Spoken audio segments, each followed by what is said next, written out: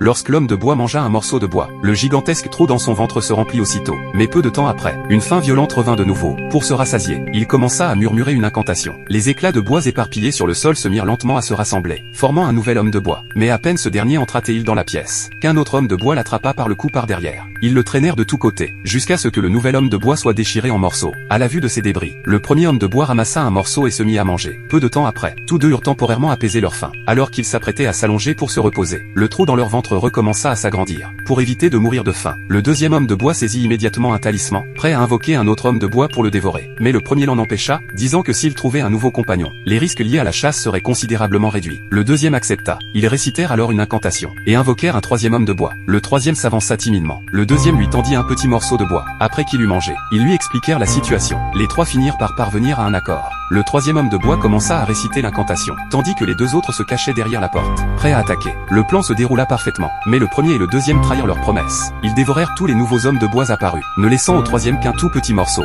Fou de rage, le troisième récita de nouveau l'incantation, et invoqua un quatrième homme de bois. Entendant son appel, le quatrième accourut aussitôt à ses côtés. La situation devint immédiatement un combat à 2 contre 2. Tous commencèrent à psalmodier sans cesse, tentant de s'anéantir les uns les autres. Les débris de bois au sol se recomposaient sans arrêt, faisant naître une multitude d'hommes de bois. Ils se divisèrent en 2 camps, l'un invoqué par le premier homme de bois, l'autre par le troisième. Au moment où la porte se referma, les 2 camps lancèrent aussitôt l'assaut. Une bataille sanglante éclata. Très vite, des fragments de bois volèrent dans toutes les directions. Après un combat interminable, le nombre d'hommes de bois diminua peu à peu. Finalement, il ne resta plus que le premier et le troisième. Ils s'entretuèrent sans relâche, aucun ne voulant céder. Ils décidèrent de périr ensemble. Dans la mêlée, le troisième arracha d'un coup la langue du premier avec ses dents. Le premier hurla de douleur, et, dans un accès de rage, porta un coup violent, qui fracassa la tête du troisième. Dans la pièce, il ne resta plus que le premier homme de bois. Il se tenait là, seul, regardant autour de lui. Peu à peu, tous les fragments de bois disparurent. C'est alors qu'il se souvint qu'il pouvait encore réciter une incantation. Pour invoquer de nouveaux hommes de bois, il ramassa le talisman, se cacha derrière la porte, et s'apprêta à réciter le sort. Mais à cet instant, il se rendit compte qu'aucun son ne sortait plus de sa bouche, car sa langue avait déjà été arrachée par le troisième homme de bois. Finalement, le premier homme de bois mourut lentement, dans une faim infinie.